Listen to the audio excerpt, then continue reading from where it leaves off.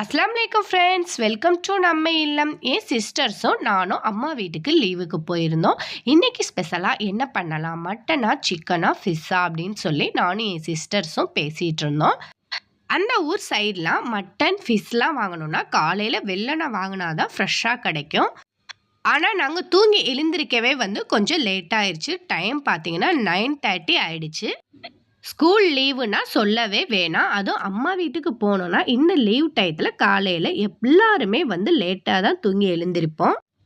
சரி, டைம் ரொம்ப லேட் ஆயிடுச்சு. இன்றைக்கி கண்டிப்பாக ஃப்ரெஷ்ஷாக ஃபிஷ்ஷோ மட்டனோ கிடைக்காது. சிக்கன் மட்டும் எனி டைமும் ஃப்ரெஷ்ஷாக கிடைக்கும். சிக்கன் கடையில் வாங்காமல் என் சிஸ்டர் வீட்டில் இது மாதிரி நிறைய நாட்டுக்கோழி வளர்க்குறாங்க. அந்த கோழியிலேருந்து வெடை கோழியாக 2 கோழி, ஒரு மொட்டைக்கழுத்து கோழி, ஒரு சாதா கோழி, இந்த 2 நாட்டுக்கோழியும் பிடிச்சு இப்போ நம்ம கடையில் கொண்டு போய் கொடுத்து அறுத்து இதை நம்ம கறியாக க்ளீன் பண்ணி எடுத்துகிட்டு வந்துடலாம். பிடிச்சி கொடுத்து விட்ட நாட்டுக்கோழி கறிக்கடையிலேருந்து நமக்கு நல்லா க்ளீன் பண்ணி வந்துருச்சு. இது மாதிரி பீசஸ் போட்டு வந்துருச்சு. 2 கோழியும் 1 கிலோ வரையும் இருந்துச்சு. இப்போ இதை நம்ம சுத்தமாக கழுவி எடுத்துகிட்டு வந்துடலாம்.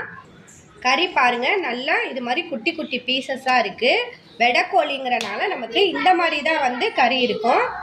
நாட்டுக்கோழி கறி க்ளீன் பண்ணும்போது எப்போவுமே நீங்கள் இது மாதிரி மஞ்சத்தூள் சேர்த்துக்கங்க. மஞ்சத்தூள் சேர்த்துட்டு கொஞ்சமாக இது மாதிரி உப்பு தூவிட்டு நல்லா பெதறி வச்சுட்டு ஒரு 5 நிமிஷம் நம்ம நல்லா இது மாதிரி குலுக்கி விட்டு கைகளால் பெதறி அப்படியே வச்சுட்டு அதுக்கப்புறம் க்ளீன் பண்ணால் இந்த நாட்டுக்கோழி கறி கவுச்சி வராமல் இருக்கும். வச்சுட்டு மிக்ஸ் பண்ணி வச்சுட்டு இப்போ நம்ம இதை க்ளீன் பண்ணி எடுத்துகிட்டு வந்துடலாம். பாருங்கள், சிக்கனை சுத்தமாக கழுவி க்ளீன் பண்ணி எடுத்தாச்சு. இந்த நாட்டுக்கோழி கறி கிரேவியோட பருப்பு சாதம் செஞ்சு இந்த கிரேவி வச்சு சாப்பிட்டோன்னா டேஸ்ட்டு ரொம்ப ரொம்ப சூப்பராக இருக்கும். அதுக்காக அம்மா இந்த பக்கம் அடுப்பில் சாதம் ரெடி பண்ணிகிட்ருக்காங்க. பட்டை, கிராம்பு, பெரிய வெங்காயம், தக்காளி, பச்சை மிளகாய் எல்லாம் சேர்த்து நல்லா வதக்கிட்டு இருக்காங்க. இந்த பக்கம் துவரம்பருப்பு வேக வச்சு அதில் அரை மூடி தேங்காய் பால் பிழிஞ்சு எடுத்து வச்சுருக்காங்க. இந்த பருப்பு சாதம் எப்படி செய்கிறதுங்கிறத நம்ம சேனலில் வீடியோ போட்டிருக்கேன், தேவைப்பட்டால் போய் பாருங்கள். அந்த அடுப்பில் அம்மா பருப்பு சாதம் ரெடி பண்ணிடுவாங்க. நம்ம இந்த அடுப்பில் இப்போ சிக்கன் கிரேவி செய்ய ஆரம்பிச்சிடலாம். குக்கரை அடுப்பில் வச்சு தேவையான அளவு எண்ணெய் சேர்த்துக்கலாம். எண்ணெய் நல்லா சூடு வந்தோன்னே ஒரு 2 துண்டு போல் பட்டை, ஒரு 4 கிராம்பு சேர்த்துக்கலாம். இதில் ஏலக்காய் சிக்கன் கிரேவி செய்யும் போது எப்போவுமே சேர்க்காதீங்க. அந்த ஏலக்காய் ஒரு மாதிரி ஸ்மெல் வரும். பட்டை, கிராம்பு நல்லா வெடித்து வந்தோன்னே நைஸாக கட் பண்ண பெரிய வெங்காயம் சேர்த்துக்கலாம். வெங்காயத்தை நல்லா வதக்கிக்கலாம். நாட்டுக்கோழி கறி கிரேவிங்கிறனால நீங்கள் எண்ணெய் சேர்க்கும் போது கொஞ்சம் கூடுதலாகவே பார்த்து சேர்த்துக்கங்க. வெங்காயம் அரை பக்குவத்துக்கு வதங்கி வந்தோன்னே இது கூடவே நைஸாக கட் பண்ண 4 தக்காளி பழம் சேர்த்துருக்கேன். காரத்துக்காக 2 பச்சை மிளகாய் சேர்த்துருக்கேன். பாருங்கள், இந்த அளவுக்கு வெங்காயம் தக்காளி நல்லா வதங்கின உடனே நம்ம க்ளீன் பண்ணி எடுத்து வச்சுருக்க சிக்கனை சேர்த்துடலாம்.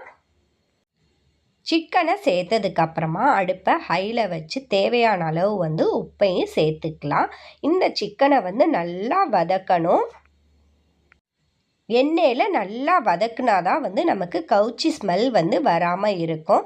வதங்கிட்டு இருக்கையிலே தேவையான அளவு மஞ்சள் தூளையும் இதிலே சேர்த்துடலாம். இது கூடவே இஞ்சி பூண்டு பேஸ்ட்டும் தேவையான அளவு சேர்த்துக்கலாம். இப்போ எல்லாமே சேர்ந்து நல்லா மிக்ஸ் பண்ணி விட்டு வதக்கிக்கலாம். நமக்கு சாதாரண பிராய்லர் சிக்கனாக இருந்தால் நமக்கு கவுச்சி ஸ்மெல் வராது. இது நாட்டுக்கோழி கறி அப்படிங்கிறனால நல்லாவே நமக்கு வதக்கையில் கவுச்சி ஸ்மெல் தெரியும். அதனால தண்ணி வத்துற அளவுக்கு நல்லா சுருள சுருள நல்லா மிக்ஸ் பண்ணி கிளறி விட்டுக்கலாம். இந்த ஸ்டேஜில் நமக்கு காரத்துக்கு தகுந்த மாதிரி மிளகாய்த்தூள் சேர்த்துக்கலாம். பாருங்கள், கறியில் உள்ள தண்ணி நல்லா கொதித்து கீழே வருது. அந்த தண்ணி வத்துற அளவுக்கு நம்ம நல்லா இந்த கறியை வதக்கிக்கலாம். இப்போ கறியில் உள்ள தண்ணி எல்லாமே வத்திருச்சு.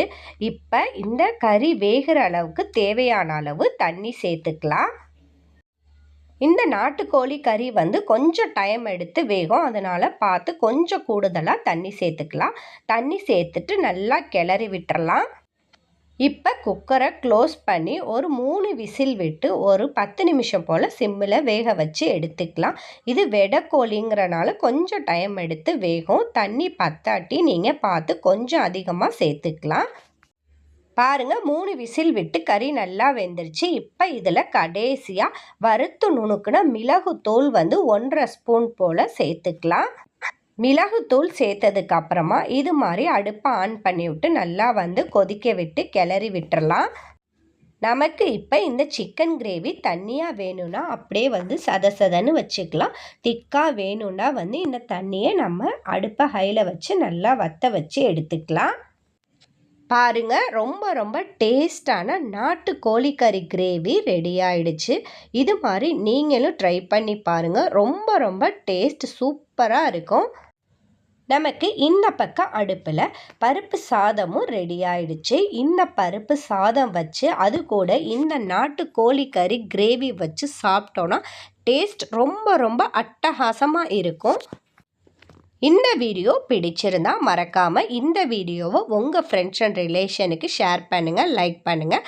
மறந்துடாமல் நம்ம சேனலை சப்ஸ்கிரைப் பண்ணிக்கோங்க. இது போல் இன்னும் நிறைய வீடியோஸ் பார்க்கலாம்.